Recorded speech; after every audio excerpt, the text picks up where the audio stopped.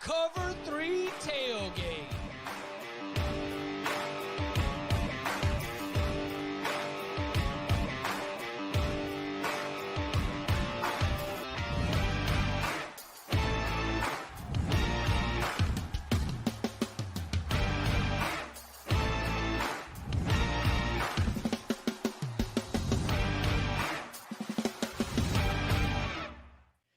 And welcome back to the Cover 3 podcast here on CBS Sports. That's Tom Fornelli. That's Danny Cannell. That's Bud Elliott. I'm Chip Patterson coming to you live at youtube.com/cover3 and everywhere you get your podcasts on demand. Thanks for hanging out. Smash that subscribe, smash that like, and come and join us in the chat, a.k.a. the Cover 3 Tailgate. Lots to get to here on a Wednesday. Big game breakdown. As always, we'll be going inside the matchup for Georgia, Tennessee, Washington, Oregon State, plus a few others from the Week 12 schedule. We will be getting our check-in from Tradin Danny.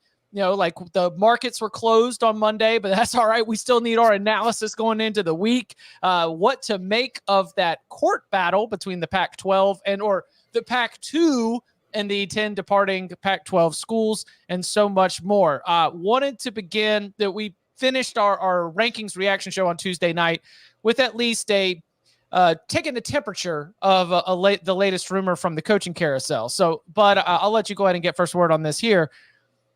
There is just sort of rampant speculation and some reporting that the Chip Kelly era at UCLA will conclude after this season, that it is a matter of when and not if. Some reports say, expected to be fired after the USC game. So, from your analysis and the conversations that you've been having, how do you see the UCLA opening going and sort of what the dominoes would be from that? Because what we had diagnosed as maybe a slow coaching carousel, if all of a sudden UCLA, which is a Big Ten job, right? I mean, all of a sudden UCLA gets added to the mix, that we're starting to talk about several power conference opportunities there that could set off some dominoes. So before we'll have time, if it happens or when it happens later on, to diagnose the Chip Kelly era. But what about the reports, the rumors, and sort of how you see the UCLA situation? Well, I think if you're another coach out there, you'd probably jump at the job. But before you jump, you might say, wait, Chip Kelly couldn't win more than this there?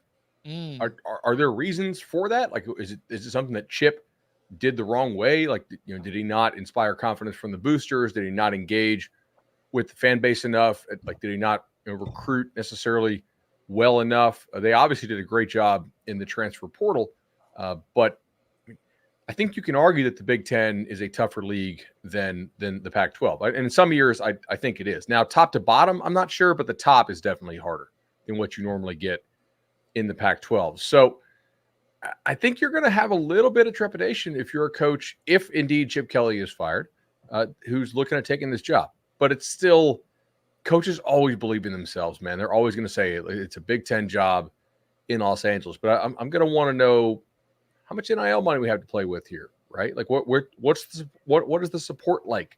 Because a lot of coaches have a lot of respect for Chip Kelly, man. I think he's a damn good coach. So why didn't it work out? I'd want to deep dive that before I sign. I think I know why it didn't work out. I mean, the coaches have a ton of respect for Chip Kelly because he's a very good football coach. When Chip Kelly got the UCLA job, the open was at 2017, like, it was UCLA and Florida, and there were a lot of Florida fans who were thinking that they could get Chip Kelly and who wanted Chip Kelly. And I remember I wrote a column at the time that Chip Kelly is far more likely to take the UCLA job than the Florida job, because at Florida, they're going to expect him to get a bunch of 5-star recruits every year and have a top 10 recruiting class. And part of the reason Chip Kelly left Oregon for the NFL was because he wasn't really into the recruiting thing. And he's not like a dogged recruiter who's going out there trying to get all the best talent and coming in his scheme. The dude just wants to draw up football plays. And that's why they were, they landed some big recruits, but they were also very much active in the transfer portal. And I don't think they have a strong NIL operation, because I don't think Chip Kelly's spending a whole lot of time trying to raise a lot of money for an NIL operation. In fact, I think he said earlier this week or last week at a press conference, he was kind of moaning about how every single recruit asks about NIL these days. And I just don't know if he's really all that into it. So I think if he does get fired, It is an interesting job in that I don't know where it stands in the new landscape of the Big Ten as it moves. It's not the easiest place to win at because, like, you don't really have, like, the Rose Bowl from, I don't know the exact distance, but the Rose Bowl's not on campus. It's a long, trek. It is one of those weird kind of situations where in LA, especially, unless you're good, fans really don't care. So, like, you've seen a lot of empty Rose Bowls in recent seasons. And if USC is going well at the same time, UCLA kind of fades. I don't know. I think if you get the right coach in there, you can win, but there is still somewhat of a ceiling you have available to you. But I also think that the NIL operation could be stronger if you get the kind of coach in there who's willing to actually make that a priority. But have you heard anything about this Dante Moore situation? The NIL deal he was promised may not be there. Nothing I can really report. I know a lot of schools are interested to see if Dante Moore will hit the market this offseason. Right. That's I had heard something along those lines. They might lose Dante Moore. That's probably not helping the situation. Now, is that Chip Kelly's fault or is that their NIL program fault? Because we saw that unfold in Gainesville where none of that really had to do with Billy Napier. It was more about the collective having issues. I don't know exactly what the deal was. Tom nailed it, though. I mean, the best coaches in our game are the best recruiters. And you can say all you want about Chip Kelly. He is an incredible, innovative mind on the offensive side of the football. Like the things he did tempo-wise, RPO, like he has changed the game that everyone was trying to copy. And when he did it at Oregon, Oregon was a place that was the first to the uniforms, the first that made it cool, the first Nike school. Like they had the first, and he was running some of the first tempo stuff. So he had the first of a lot. So it really had this breakout for Chip Kelly, and good for him because he deserved it and it was great. But then as the field is kind of caught up, like that advantage isn't so significant. And I don't know I wouldn't knock him for this. I don't think he's not about the hustle of working the phone, on nonstop, which again, the greatest in our coaches in our game are, Jim Harbaugh, Kirby Smart, Nick Saban, they are hustling almost more than they're coaching. I think Chip Kelly's like, I just want to coach ball. I want to create plays. I want to design offenses that work. Even though some of his offensive philosophy lately has maybe even caught up with him too, where he needs to adapt with the times as well. But I was a little bit surprised though, because it did feel like, speaking of the top, like it felt like they were headed up and there was this was kind of a blip, like first year quarterback, I think this is normal. And it wasn't that long ago. Weren't they in the top 15? They were a one-loss team, 7-1. Like I get they've had a rough patch and we're already ready to part ways with them. Like I would have expected this season to be, 7-5. Okay. It's understandable, not ready to part ways. Let's see what next year goes. But, maybe it's because of the move to the Big Ten. It's time to make a clean break. Let's start fresh. That could be it too. Do you remember him butting heads with the school demanding the $1 million meal table? Yeah. He had the specific set of what he thought UCLA needed to be successful. And UCLA has also had some changeover at athletic director, some changes within the athletic department that could play a role here. If he's demanded, all these different things and then not been able to produce a Pac-12 champion or a team that's playing for a Pac-12 championship, that's probably not helping his case right now. We also talk about this, if the boosters and the fans no longer buy into the guy, that's kind of when you have to make a change. Even if as the AD, hey, Chip Kelly's probably a pretty good coach, right? Can we really do better given the level of support? The problem is you constantly have to sell the lie to your donors that we can do it, right? If we just get the right guy, if we just get this donation, if we just get this recruit, we can get over the hump, even if a ton of data says you can't, right? Sometimes you just got to kind of cycle through to create some new energy. And their crowds have been pretty poor this year. There's not a lot of support. So I don't know if Chip did the best job, ingratiate himself to the boosters. So we'll see. I also think too, they've been better the last couple of years, but they got off to such a slow start under him, the first 2 or 3 seasons where I think there was a lot of positive momentum as far as the fan base is concerned about getting Chip Kelly because everybody there remembered what he had done at Oregon. But then to get off to a very average-ish start for 3 seasons. I think that died pretty quickly. Now it's been really hard, even with the success on the field and more wins, to get people to buy in. And in terms of the move to the Big Ten, if you're not going to fire him, then like announce a contract extension, invest in him, because as it stands right now, if Chip Kelly is fired before December 1st, he's set to receive $8.5 million, which is a lot of money. I know in our Jimbo universe, that doesn't sound like a lot of money, but that is a lot of money.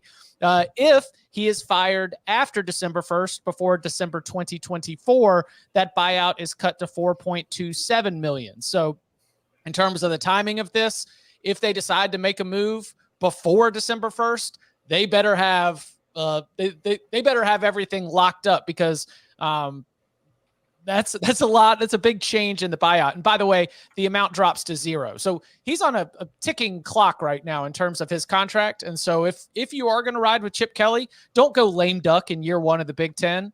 I mean, that's going to hurt him on the recruiting trail. That's going to hurt him in the transfer portal. Interesting times ahead for the Bruins. This was a question from the Cover 3 tailgate. I apologize. It was conversations flying right now. As always, please come and hang out. Please smash that like if you are. UCLA or Michigan State? For a job? Yeah. Oh, UCLA. All day long. I think they're that's what you about want. Yeah. I think they're about the same. Because, I mean, like, think of it. Like, UCLA is second in its little regional footprint to USC, who it shares a conference with. Michigan State is second in its regional footprint in Michigan, who it shares a conference with. You're not really looked at as a program that is going to win the conference as much as you're just trying to have good seasons and get the bowl games, and maybe in a good year now in the expanded playoff flirt with a playoff berth. Yeah, I think it really depends on what you're looking for. Although you could also, I would give UCLA the slightest edge simply because of its location compared to like what you can recruit. Whereas if you're Michigan State, Michigan has good players. It's not a deep recruiting state, and the areas where you are competing, like in Ohio and Chicago and all those spots, you're still surrounded by a bunch of other teams who are hitting that same area. So I give UCLA a slight advantage as far as recruiting footprint. You know what else you're surrounded by? Do you guys remember the pictures of Lincoln Riley's house, who also happens to coach there? Like, come on, let's be real here. Come on. That's not for everybody, Daniel. But if you have that and you live there, you may not care about football. What do people in Michigan have?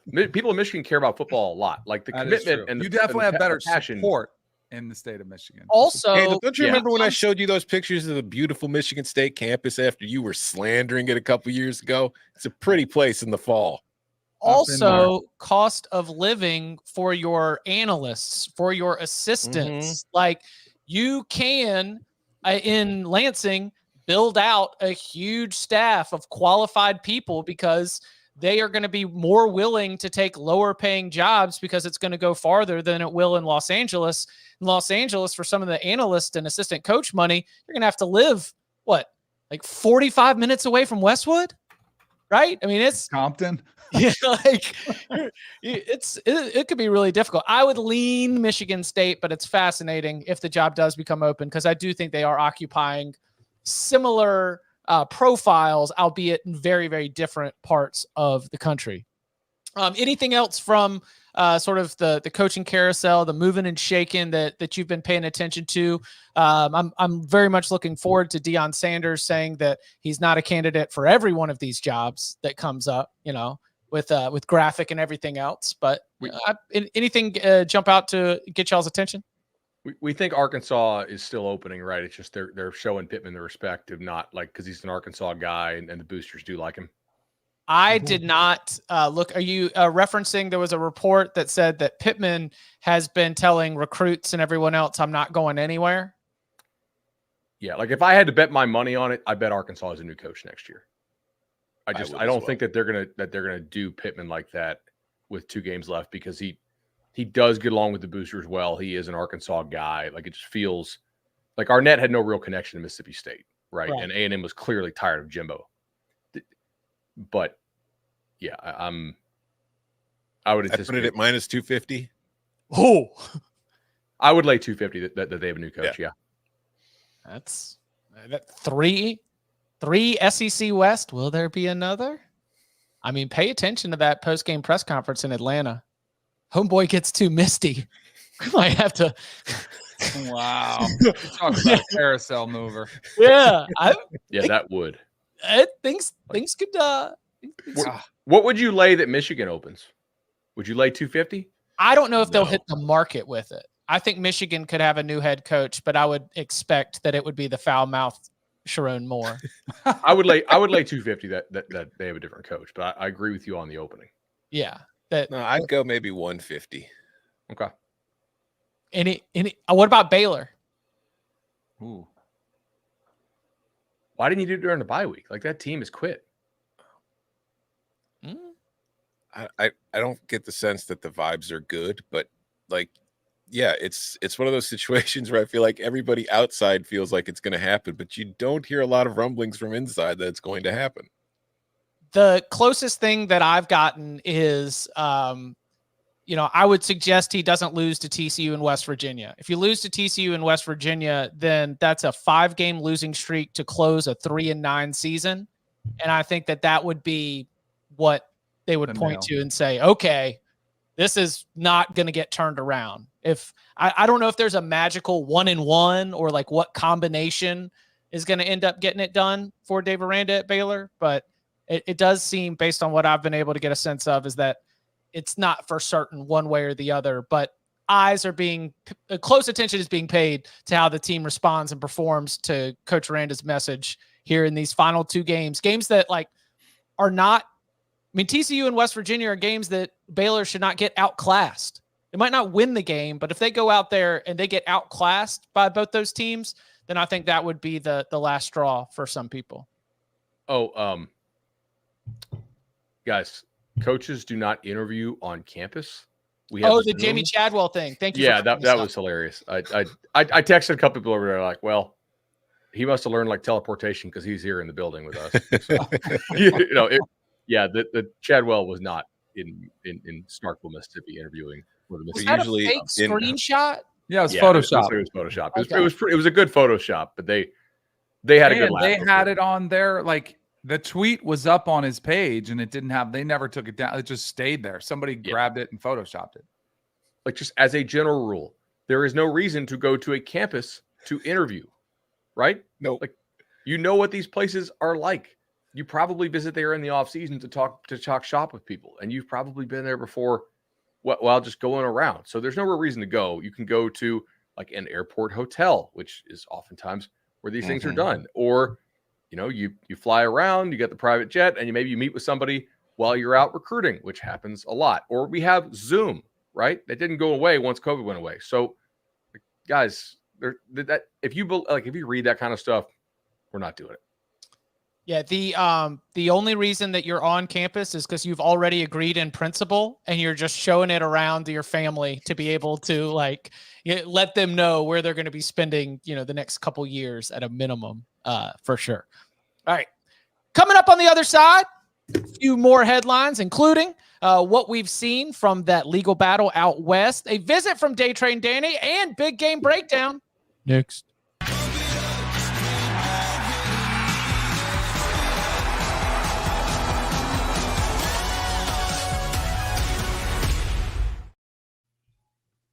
If you were watching youtube.com/cover3, UNLV at Air Force is an awesome game. We get to find out whether the planes found their missing pieces, because I am very worried about our wagon with wings. Yeah. Grounded. It's like Larrier got hurt against Hawaii. Yeah. And he seems to really matter. They're basically like they're grounded without him. Landing gears falling off, like one of the 3 jets isn't firing, but we'll see if they can turn it around. They will be at home, UNLV, with a big game. Anyway, this is why you can't just go throwing the word wagon around willy-nilly. I've learned my lesson. I think I'm done. I'm going to leave it to the wagon committee to tell me what exactly should do. All right, there was, Bud, can I use your legal expertise to take the lead here? As a judge granted a ruling that Oregon State and Washington State, they've got full control of the Pac-12. The big thing that I have sensed is that this has to do with fiscal year 2024 payouts, which would, for the Pac-12, include your NCAA tournament on the men's and women's side, include those units. What else is coming out of this from what you can get a good idea of? Yeah, so Oregon State and Washington State won. It looks like they could use the money for the payouts to buy out a lot of the teams in the Mountain West to reconstitute the Pac-12, which is a formerly Power 5 conference, and it keeps that thing alive, for the auto bid and whatnot as well. And that's obvious. Like the Pac-12 is obviously a bigger brand name than the Mountain West. So Washington and Oregon and all those schools who are leaving the league are obviously unhappy about this, but they did kind of screw Oregon State and Washington State. So they are going to have to deal with the consequences of their actions. Now they'll appeal and we'll see what will happen, but it looks like they may be able to buy out the existing teams in the Mountain West who they want to come to the Pac-12. Is that still a power conference? No. I mean, Did you know? Didn't they change the criteria last week? Kind of flew under the radar. They did, but if you acquire enough teams, I believe you have to at least have 8 teams now. They said, well, they could certainly get to 8. I mean, you take what? Boise, Air Force, San Diego State, Colorado State, UNLV, and probably just pick 2 more. I'm probably missing one. Yeah, Wyoming. Come on, Wyoming. Sure. Couldn't you just keep all that money and join the Mountain West? And not have to spend it and get to keep it? The branding the same thing. Yeah, I know, but the branding experts will tell you that there's still some value in first the branding experts. Just listen to the words you're saying. All right, come on. Not happy about it, Tom. All right. There's probably something too of where like they have to use if they're going to be the 2 reps for the conference, they have to use the money in service of the conference. And I don't know if just pocketing $400 million between the 2 of you and calling yourself the conference is something that will hold up, right? Yeah. Just take it and run. Be like, all right, let's go to the Mountain West. We've got all this money. Sorry, guys. Yeah. They would run the Mountain West. Could you imagine Oregon State and Washington State already with a $200 million budget each? Yes. They would soak everyone. Yeah, hit the ground running. Let the lawyers figure it out later. Do it. Sorry, Jake, but Jimbo Fisher's the new Washington State head coach now. Belichick is. Yeah. All right. Let's Danny, do you need you need some prep? All right. Let's go to the trading room floor and check in with Day Trading Danny.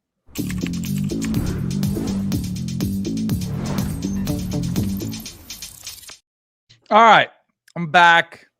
Do you guys know what November 13th, 2023 and October 19th, 1987 have in common? A crash? Yes. They were both referred to as Black Monday because after some trades were made that maybe were ill-advised. I mean, I did buy up some Drew Aller. That did not pan out. That one's crashing. Oklahoma State is Big 12 champs. Now I was very bullish on them. Came crashing down. Those were big time losses right there.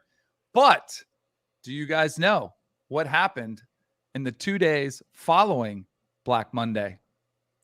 The market rebounded 57%. That's how much stocks were up after. So don't jump off any buildings. Stay calm, cool, collected, and we'll just redistribute the wealth. We'll put it around. We'll spread it around. We'll make some new buys. We're going to sell off some. So here we go. By the way, on Monday, I was in New York City.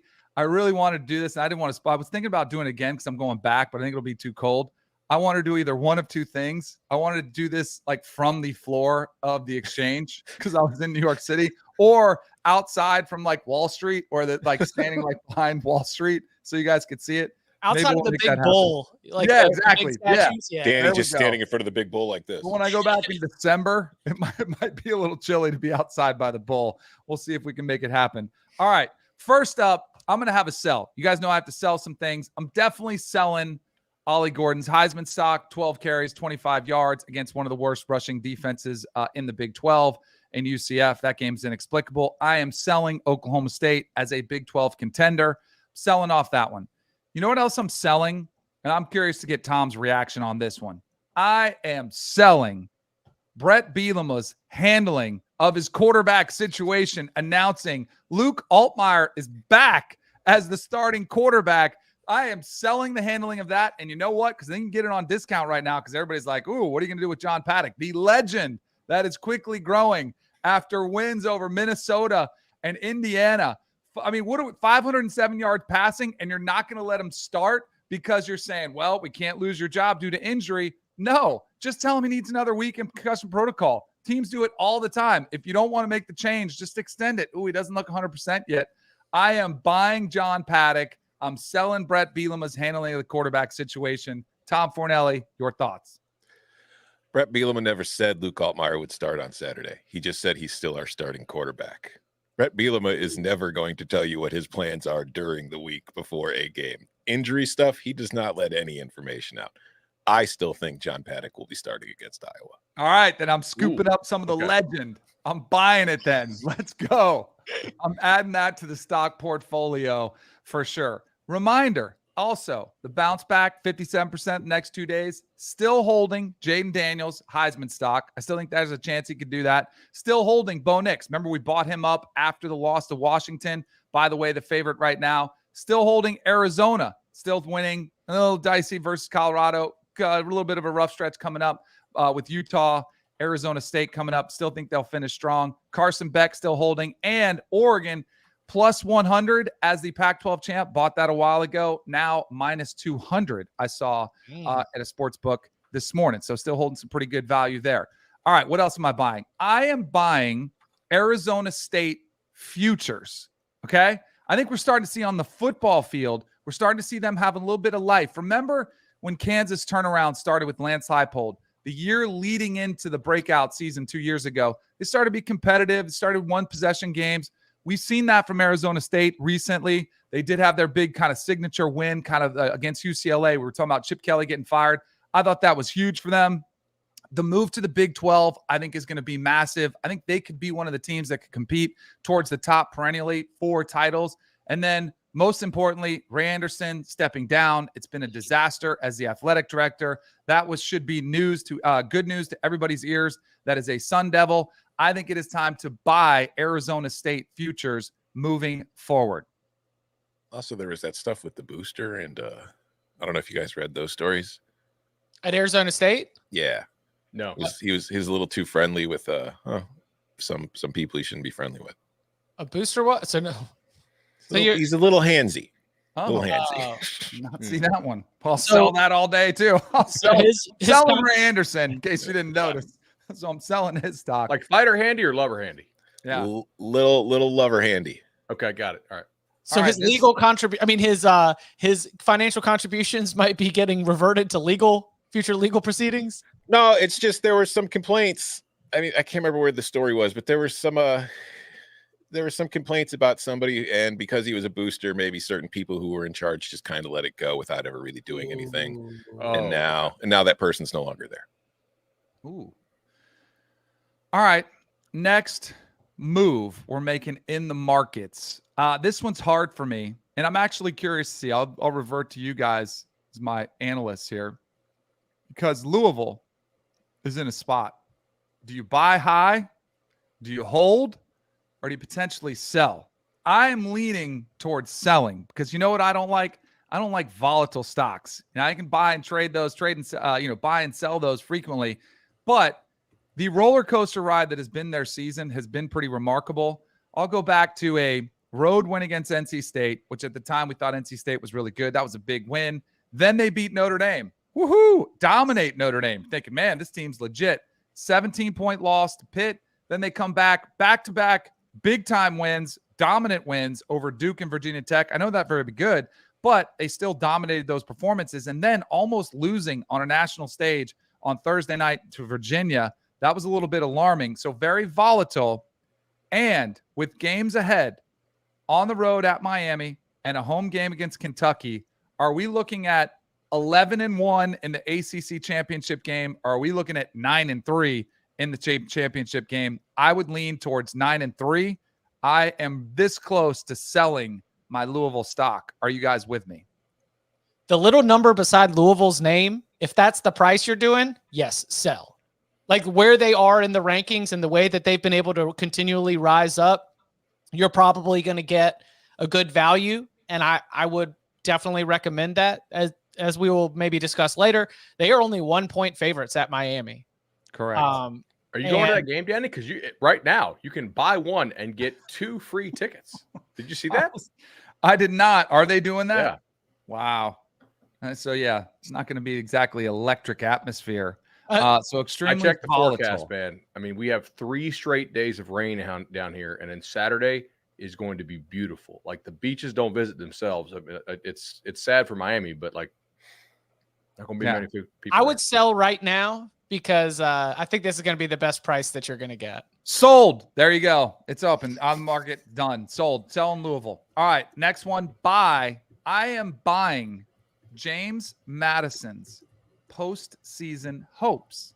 Here's why. Remember, they filed this new appeal. They said it was going to be their final appeal, November 7th. So just over a week ago. It's been quiet. Guess where College Game Day is going this weekend? That's right. James Madison. They're going to JMU for their game against App State, which will be prominently featured on ESPN Plus. That is not why I'm buying, though. You're going to see the topic of discussion is going to be some of the biggest voices in college football. Reese Davis, Kirk Herbstreit, Desmond Howard, Pat McAfee. They're going to be tearing into the NCAA, presenting their case, saying, look, this is ridiculous. This team hasn't done anything wrong. This is a stupid rule. And I think they're also going to point out something Bud's pointed out, we pointed out.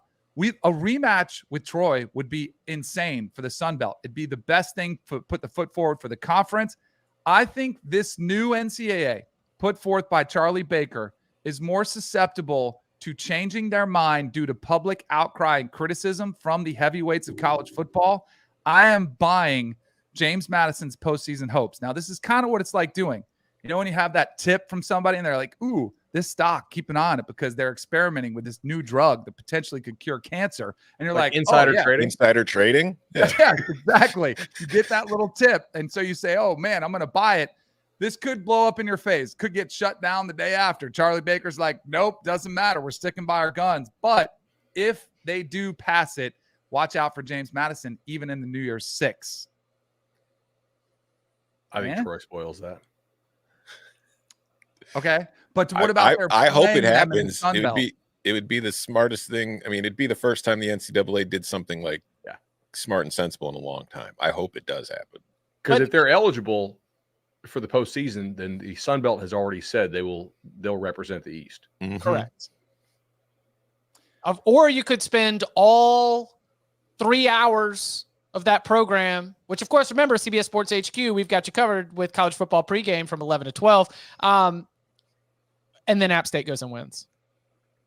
Right. No, that would be the collapse of all collapse. If I'm holding that stock, I am screwed. They're an 8-point favorite, by the way, but that would be, I guess it would be hilarious, kind of. I mean, it wouldn't be hilarious. I'm just saying, like, that'd just be like a twist, you know? Just App State's running hot. James Madison is, starting to have some injury issues. Yeah. All right.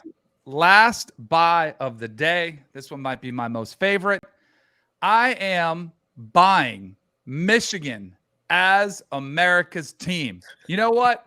You got to appreciate the hustle. I mean, you got to appreciate the commitment to the bit.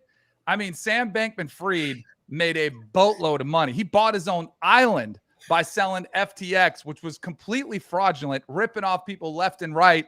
But look at the formula with what he went all in. You stick to the plan. You get celebrity endorsement. Ric Flair is out there publicly calling out Feinbaum and Desmond Howard's beef, and he brings them in to speak to the teams. You got celebrity endorsement. All you're missing is a theme song. Jordan, give it to me.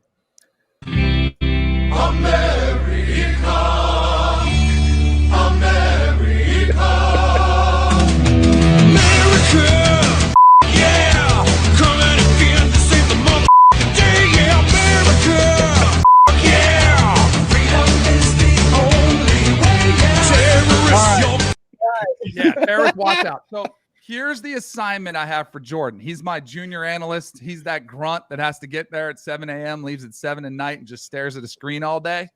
I didn't have time to get this done, Because if you're going to commit to the bit, you have to commit to the bit. And since I'm buying Michigan as America's team, forget about Hail to the Victors when they come out, running through the tunnel, and they go up and they touch the banner, go blue, come out to Team America. America, the whole team coming out and have Harbaugh with the flag, and you could have Ric Flair running alongside him. Go all in. If you're going to go all in as America's team, go all in. I'm buying. It's going to the moon. Let's go.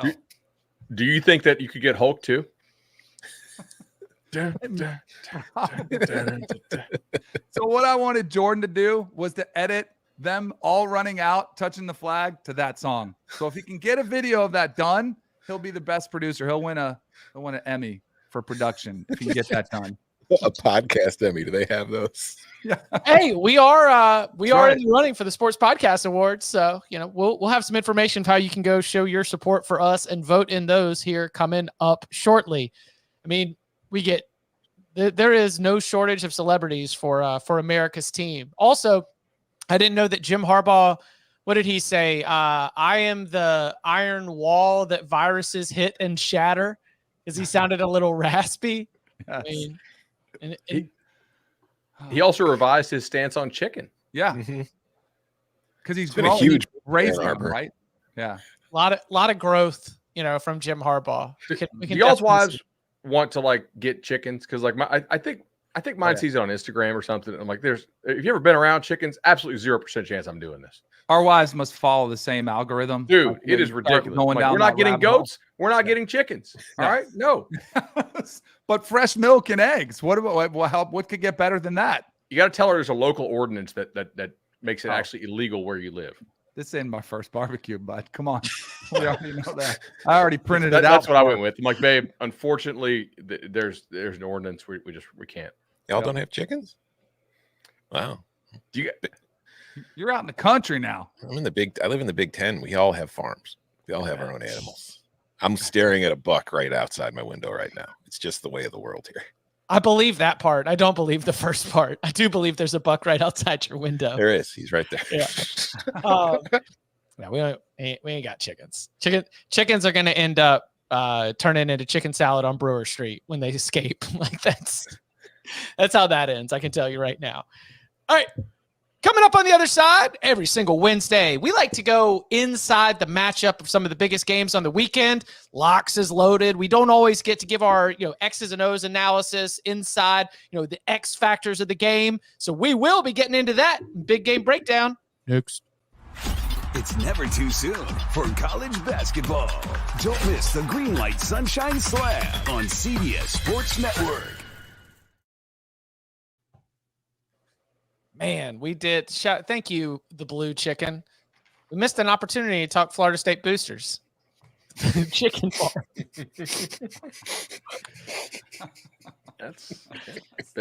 Signing day is coming up soon. The chicken farm. Signing day is coming up soon. Got certain coaches from the Big Ten liking tweets, blasting Keon Coleman. Yeah. A lot of drama there. Maybe some Buckeyes getting nervous about number one recruit in the country, Jeremiah Smith, coming to Tallahassee. Oh, that avian flu. I think they're getting a little nervous about it.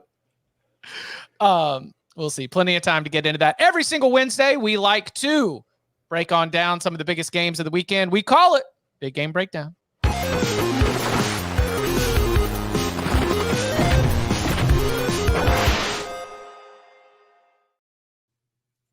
We begin with the SEC on CBS game of the week. That is Georgia heading to Knoxville, Neyland Stadium, taking on Tennessee. Danny, when you're looking at this matchup, there are few paths, I think, to Tennessee being able to pull the, outright upset, right? Like it's going to take a lot of things to happen. So what is the way that Tennessee is going to be able, what's the best path for Tennessee to be able to hang in this and get it to the second half and be able to make it a little bit of a game? Because the advantages of Neyland Stadium are not going to be there if you're asking Joe Milton to overcome a 17-point deficit in the second half. So how does Tennessee get to that spot where maybe the environment is a little bit of an X factor of its own? What has to happen on the field? Most concerning to me is what we saw last week was their inability to get off the field. You know, I mean, Mizzou held the ball 40 minutes. That was insane. I hadn't seen anything like that. Now, you know, Georgia's offense a little bit different. You know, Cody Schrader kind of took over that game. They just marched up and down the field. Because I think there's two ways. One, we have not seen Carson Beck look rattled. I thought for a sliver of time in the Missouri game, he looked uncomfortable, where he was just a little bit off, missed a couple throws, but he has not been rattled. You've got to get James Pierce going. You've got to get some sort of pressure to throw him off his game. But he really has a good grasp of the system. Bobo's done a great job, you know, scheming up plays. They're very balanced now. Now they had Milton going last week. Like, it looks like it's really hard to do that. So, like, I think it's got to be explosive plays. Like, that's where Joe Milton, you know, has been better. He's not going to drive the length of the field and kind of execute this offense. I don't know. I am trying to talk myself into Tennessee could have a chance in this game. But as Georgia continues to get healthier, they continue to improve, I'm finding it harder and harder to do. But like, I think it starts with, you know, somehow making Carson Beck uncomfortable, forcing an interception, forcing some turnovers. And that's where I do think, I mean, Kirby Smart after the Auburn game, they came back and he said it's really hard to win on the road in the SEC. That's the definition of this game. So it's going to be hard. I don't think it's going to be easy. I'm just trying to envision a scenario where it could be in the fourth quarter and it's a 3-point game. And it's hard for me to imagine that. Do you remember how good Tennessee was last year? Yeah. Remember how that game against Georgia went? Yeah. Yeah. That was between the hedges. But yeah, it was also between the lines. And that is where Tennessee cannot stack up with Georgia. I mean, it's the situation where we've talked about like how Tennessee's defense has improved this year, and it has. But at this point, it's more just because last year's defense was so bad. Because if you break it down, the deeper we've gotten into the season, Tennessee's defense in conference play has been very ordinary compared to what it was doing in non-conference, where it kind of really stacked up some numbers. Like, success rate in non-con was 69.6. It has dropped to 57.5 in conference, which isn't terrible, but still, that is a huge drop-off. Explosive play rate allowed has practically doubled from 6.9% to 14%. Points per drive went from 0.78 to 2.1, et cetera. Like, this stuff keeps going on and on everywhere at every single number you look at.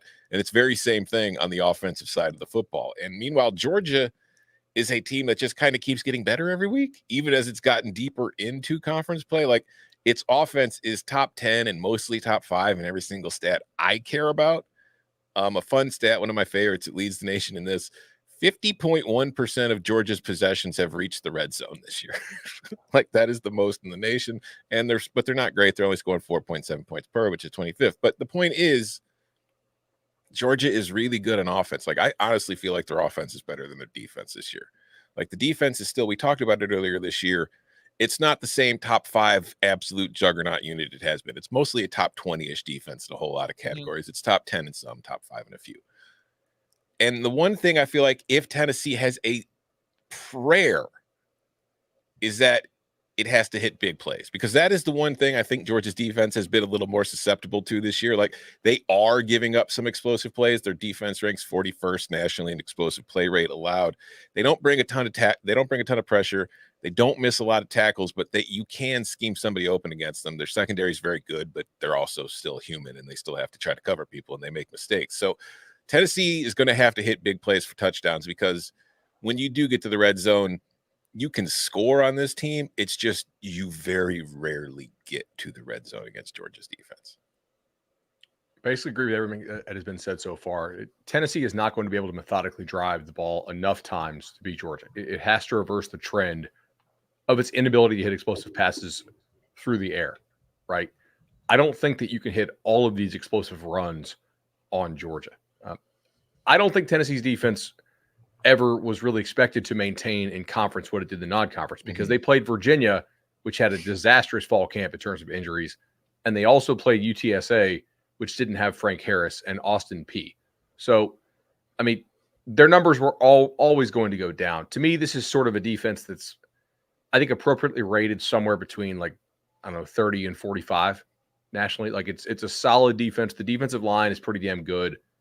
The linebackers, when they've since kind of been beaten up a little bit with injury, and Missouri ate those guys lunch. So can the linebackers get right in a week? Because Georgia's offensive line has been looking better every week. And I know it was Missouri, or I know it was Ole Miss. And you guys know what I think of Ole Miss. Like, I don't think they're physical. I don't think they have very much talent. And Georgia pushed them around hard.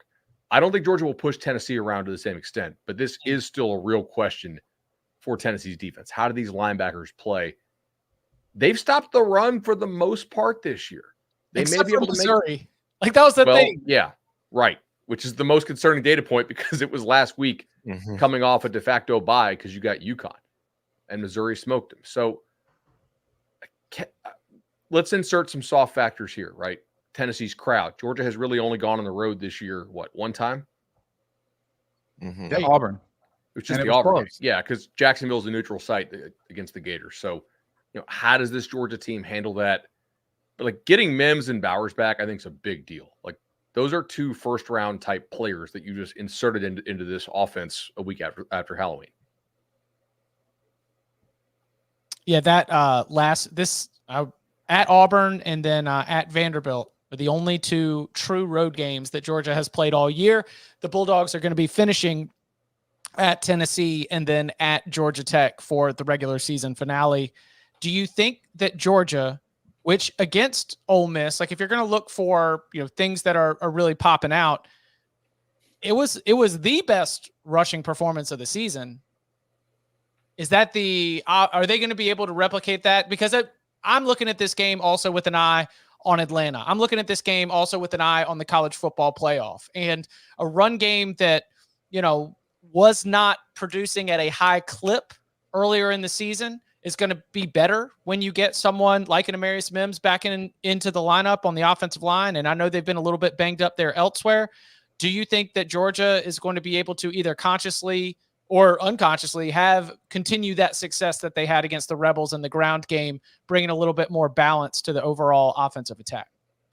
Yeah. I mean, I think it plays to the fact that, they're getting Mims back. They've been healthier on the offensive line, but I also just think the fact that their passing attack has been so lethal that the way that they've kind of expanded that, like they were we've talked about this a lot. They were very conservative and maybe a little timid in the passing game earlier. I think Carson Beck just wasn't really comfortable yet as the starter. And as the season has gone on, Beck has become more and more comfortable, more and more confident, and they've been much more aggressive moving the ball vertically down the field and doing that. Like, defenses have to, you spread a defense out like that, make them cover the whole field, you're going to have a lot bigger running lanes to run through. And I think we have seen that with Georgia. So, yeah, I don't know if they're going to have a guy running for like 300 yards against Tennessee again this week, but I do think they're going to be able to run the ball pretty well on them. Tennessee is like legitimately more physical than Ole Miss. Like it's a different level. Like you're going to have to bring it, whereas Ole Miss felt easy. If they bring pressure, they got to make sure they get to them because that back end is dicey. Yeah. Going to be very interesting. And again, you can watch that 3:30 p.m. Eastern time on CBS. You can stream on Paramount Plus. Check out CBS Sports HQ for pregame, halftime, postgame analysis as well. Out west, Washington, undefeated, still in the top 5. We didn't see that shakeup of 4 or 5 as we talked about in the rankings reaction show. But this Huskies team, as Danny mentioned earlier, not the favorite to win the Pac-12. And not even a favorite in this game. Washington finds itself as a short underdog going up against Oregon State. But I think we've been kind to Oregon State this year. I think we're still sort of celebrating the success, acknowledging it's not a perfect team, nitpicking a little, but I don't think we hold Oregon State to the same standard as some of these other teams in the Pac-12. They're almost like at the top of tier 2. So we're not grading them against tier 1. Well, they're going to be graded against tier 1 going up against Washington. Do you agree with Vegas that this is a spot where Oregon State's going to be able to hand the Huskies a loss that shakes up the Pac-12 race and the playoff race? And if so, how does it happen for the Beavers? They're going to have to control the ball and literally just run Washington over with this run game, throw play action stuff, hit those shots. Oregon State is a different team at home. They really are. And I think because the Pac-12 is so spread out, maybe a couple teams in that league there's a lot of really good coaches in this league. I mean, Jonathan Smith, landing. I think Dickert is probably a pretty good coach. His roster's kind of falling apart this year. Like, is Chip Kelly a top half coach in the Pac-12? If he's not, that really says something about the depth of this league. But Jonathan Smith is one of the best coaches in the country, and I think he'll have a really good plan here to keep this Washington defense off balance. If you look at like similar opponents here, Washington struggled with Stanford. Oregon State smoked Stanford like 62-7 or 10 or whatever it was, 17 over the weekend. Washington has sort of been floundering for about a month now. I mean, they struggled, did not score an offensive touchdown at home against a pretty bad Arizona State team. I think they had the flu, which to me is a legitimate excuse and something that we should keep in mind, or at least there's rumors that they had it. But I think they can move the football. My concern with Oregon State, how many good passing games has Oregon State seen this year? They faced Cam Ward. But, yeah, and that was back when Washington State was a little healthier, and it was 38-35 loss. Right. And he threw for like 360 or something on him. mm-hmm. I mean, Cal Oregon State was a shootout, like 52-40. So that was kind of wild. UCLA moved it on them some. Arizona didn't move it great. That was an interesting game. So if Washington needs to go and put up a crooked number, like if the Huskies need to go throw 45 on the board, can they do it? Because this secondary has been beatable at times this year. You mentioned that Oregon State has been a different team at home. It's true. But the other thing to look at, too, which is concerning if you're Washington in this game, is like Washington's defense overall is, we've talked about it. It's not good. It's much worse on the road than it has been at home, like noticeably worse when you kind of just compare the numbers and the performance. So now you're going on the road, and the one area Washington really struggles, stopping the run. They are very much not good at it. They are, so Oregon State likes to run the ball. They're probably going to lean on it with Damian Martinez and DJU in that run game, and they have a terrific offensive line. Like Talise Fuaga gets a lot of the deserved hype for that line, but the whole unit's very good. It's one of the best offensive lines in the country. That is going to be a real concern for Washington here. And the counter I'm expecting to see, we've kind of already seen. Like the first 8 games of the year, Washington ran the ball 37% of the time. Last 2 weeks against Utah and USC, Washington has run the ball 57% of the time. Is that an effort to kind of help the defense by helping keeping them off the field? Because Oregon State's run defense isn't great either. You can move the ball on them on the ground. So I think you're going to see the Huskies try to lean on that. So to help their defense, but also, this is just speculation, maybe conserve Michael Penix, who might not be 100%.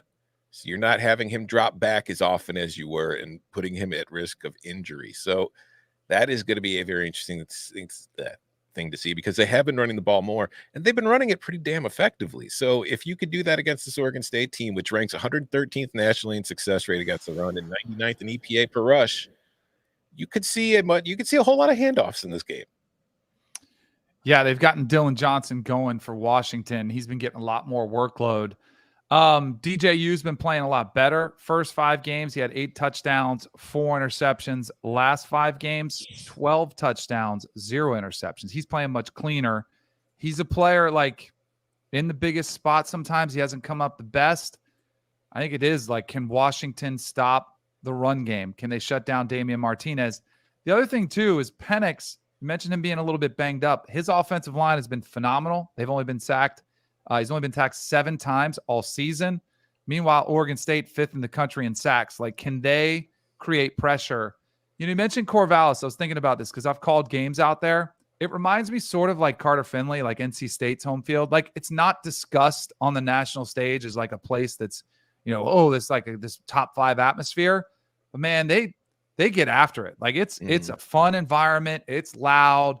The weather, there's always like a little haze, like, and it's a little drizzle. Like and which creates like that could be an issue. Now, Seattle, you're probably used to that anyway. So it's not like Washington's going to get shocked going into that environment, but it is a tough place to play. I mean, Jonathan Smith has been unbelievable at home. So I think it's like, can they get pressure on Penix, and can Washington, whose defense has been very much a liability, can they get off the field? They spent a lot of money renovating that place recently, too, which is another area where that recent lawsuit could come in handy for Oregon State. Yeah. oh no, the builder still needs to be paid. Invoices are sitting there. It's really fun to look at this and paint it as, Michael Penix against DJ Uiagalelei, but I'm starting to look at this and think about Dylan Johnson against Damian Martinez, for a lot of different reasons why both teams might be motivated to try and establish that run game. Definitely something to keep an eye on there. Do you think, we got locks tomorrow, but you don't need to spoil it, but you give Washington a good chance to lose this game, right? Absolutely. They're an underdog. Okay. It's not a Noah wrong team. Fafita also, by the way. Yeah, it's a coin toss. It is. Yeah. Noah Fafita, by the way, tore him up too. 3 touchdown passes, 275. And if you want the total chaos, the fact that Oregon State hosts Washington and then plays Oregon next week is the ultimate chaos agent for, what would, yeah. Oregon State, you just won the lawsuit, but how sweet would it be if you hand Washington and Oregon L's on their way out of the conference? That's what Oklahoma State's trying to do. They do that. They already handed one. You might as well just go win the whole damn thing. Right. You say Major League, right? Isn't Oregon State still live for this thing? Whoa. Double look ahead letdown, though. Just saying. I think if Oregon State wins out, they're still live for this deal. No, you're talking about for the Pac-12 title. Yeah. Yes, they definitely are. I thought you were talking about for that's the whole damn thing. No, that's for them. No, they have 2 losses. They're not going to get. They're not there. But That winning a court case is nice, but the ultimate middle finger up to Oregon and Washington as they say goodbye is to spoil their 2023 campaigns with losses. And you look at the Vegas odds right now, you even think about the rivalry factor, as difficult as it would be to follow up a Washington win. We'll see if it happens. Again, that is a Saturday night game, night on the East Coast. But come on, 4:30 p.m. Eastern time in Corvallis. That's dark, right? Speaking of court cases and justice, excellent job by the Big 12 for reversing a great potential injustice, which would have been Oklahoma State having wins over Kansas State, and Oklahoma, and somehow with some cockamamie tiebreaker in which a comma was misplaced, a clear typographical error, that they would have missed out on the Big 12 title game had they run the table and had Iowa State lost. Now that that's fixed, that's awesome. I understand Oklahoma fans being mad about this a little bit because you got yourself some false hope based on a typo, but the clarification is the right thing. There's no way. It's sports. The games have to matter, right? A little bit at least. So my faith in the American justice system has been restored by the Big 12. Yeah, who gives a blank about an Oxford comma? But yada yada yada. All right, Vampire Weekend. So let's go dealer's choice here. Any sort of big takeaways on a few of the other games: Texas, Iowa State, Kansas, Louisville, Miami. The Cover 3 tailgate even asked for a little opinion on Clemson-North Carolina. And what stands out about some of the other big games from the Week 12 slate? I'll go with the Texas-Iowa State game because, Texas is still alive for the Big 12 in the playoff.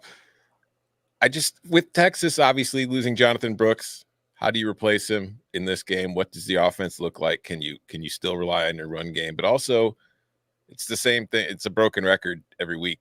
Can you finish drives? Because Texas is still terrible in the red zone, and especially on the road.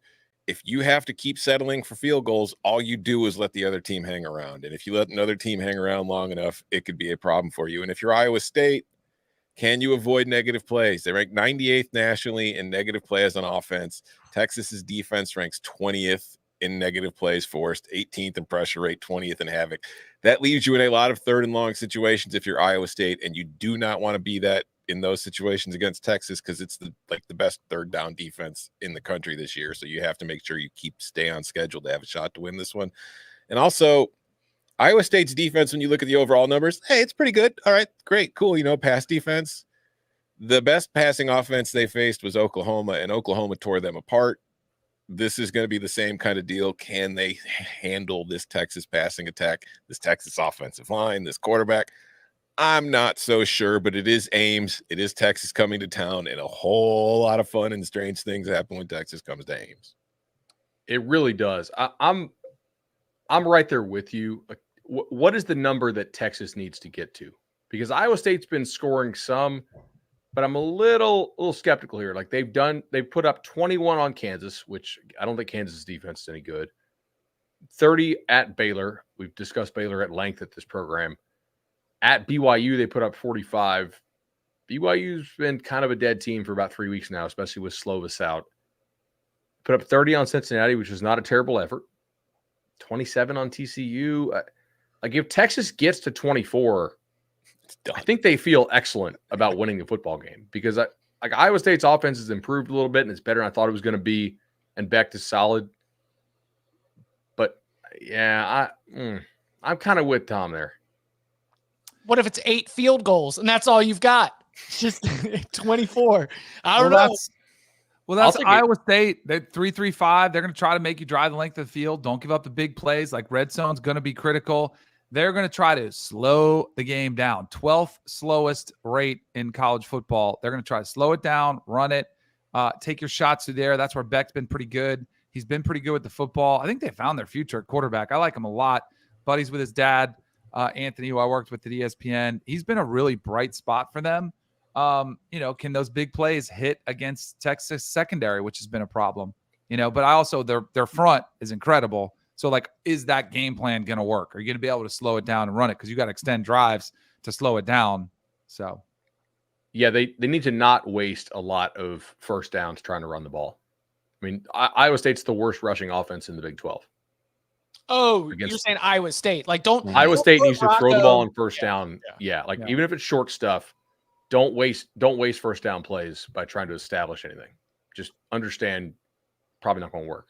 Unless Texas gives you great looks, I guess, which I would probably do. One of the regulars at the Cover 3 tailgate, Isaac, big Iowa State fan, mentions that Iowa State has won 4 of the last 5 in Ames against Texas. It's a house of horrors for the Longhorns. Also, the battle of the 2 best defenses in the Big 12. Tom, you're saying one is not like the other? I'm saying one has benefited from not really playing a ton of great passing offenses. And when it has played them, it's struggled. Yeah. What about that Clemson-UNC game? 1-score game in the fourth quarter. Here's Drake May with a shot to win it. Who is playing DB for Clemson will matter a lot here. They've had a lot of injuries in the last 2 weeks in the back end. And, if they have to play a lot of true freshmen in the secondary, I'm pretty confident that Drake May can score a lot of points on them.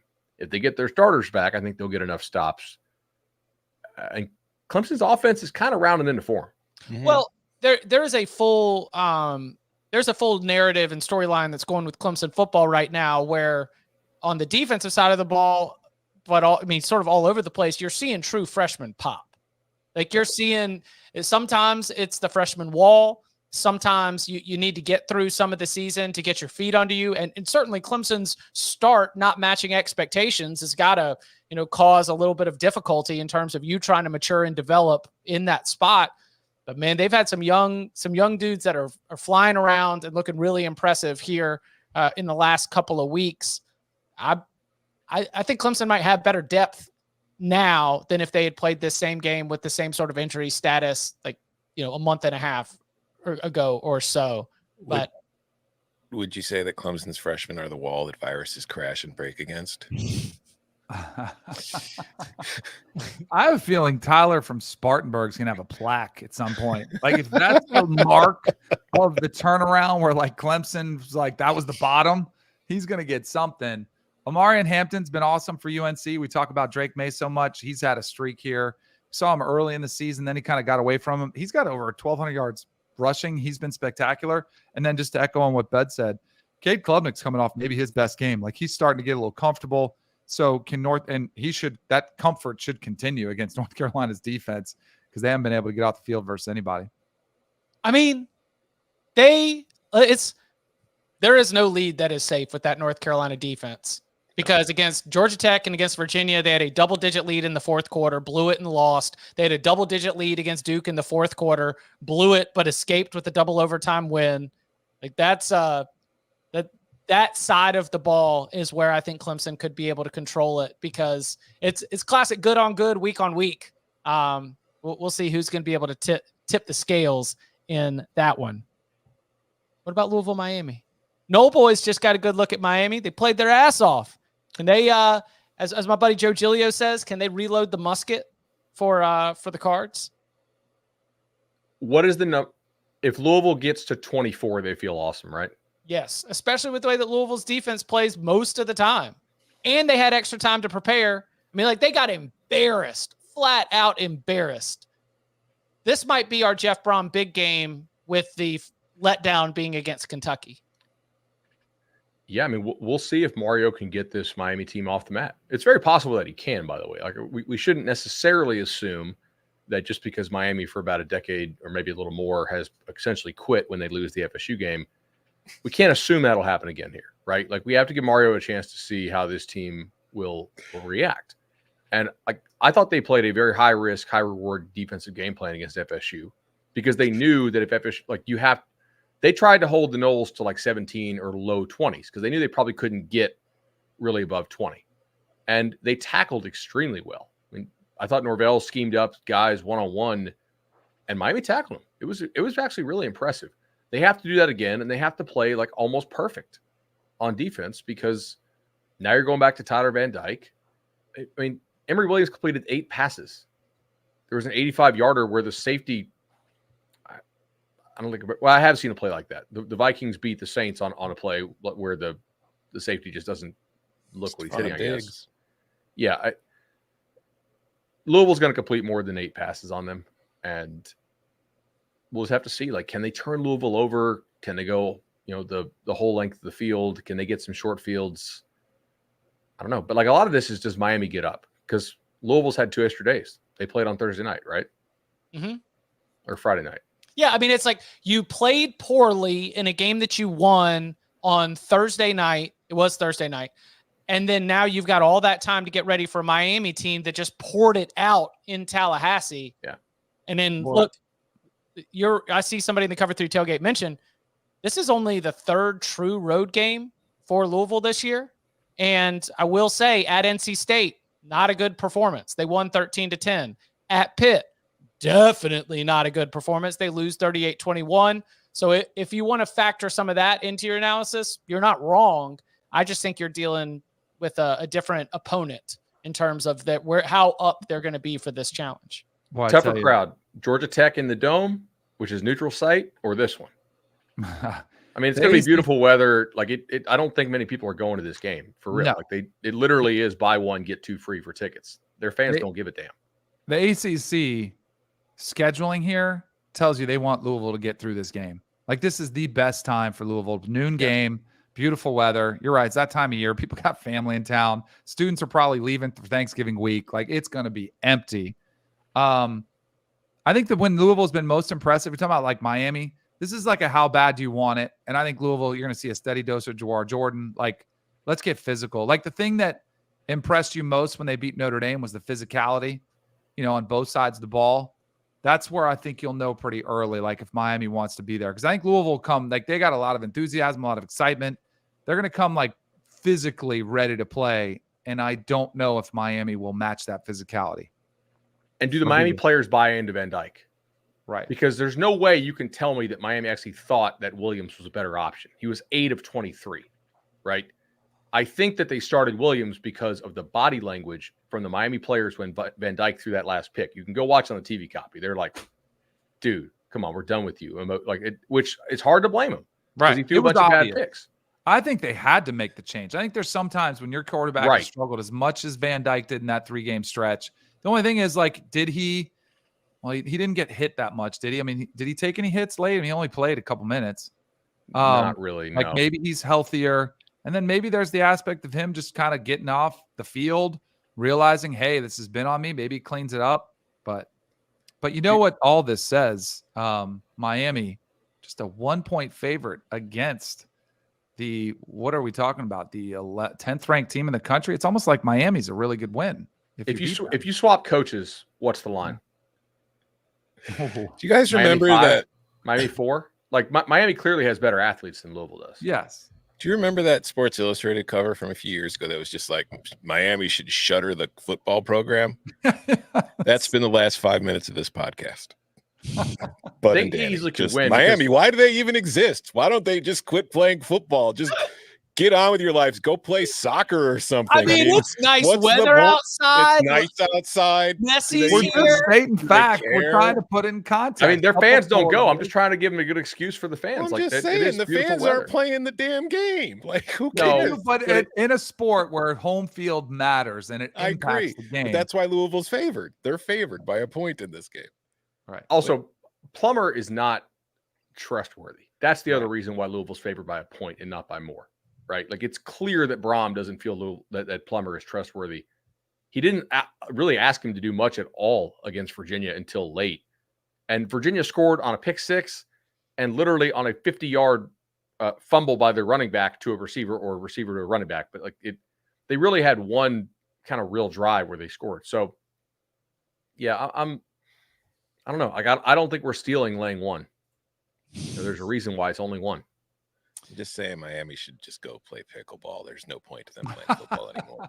Look, the side of this that you can feel the most certain is when Plummer's not on the field. When it's Louisville's defense going up against Miami's offense, you feel okay. But there's enough talent on that Miami defense that you force a couple turnovers.